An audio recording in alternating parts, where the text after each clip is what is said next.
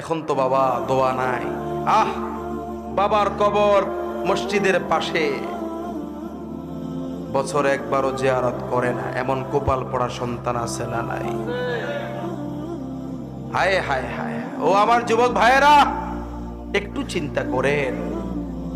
আপনি কি ভুলে গেছেন আপনার মাটা আপনার জন্য কত কষ্ট করেছে? আপনি কি ভুলে গেছেন আপনার বাবাটা আপনার জন্য কত কষ্ট করেছে?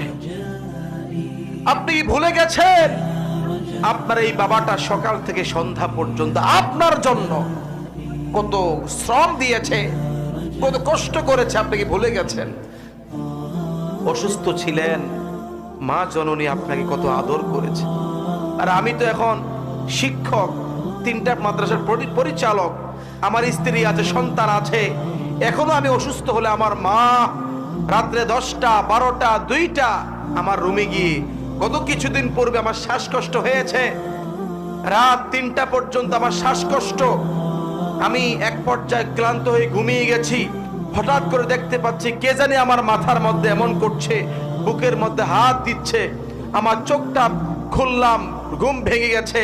আমি নজর দিয়ে দেখলাম আমার পাশে আমার স্ত্রী ঘুমিয়ে আছে।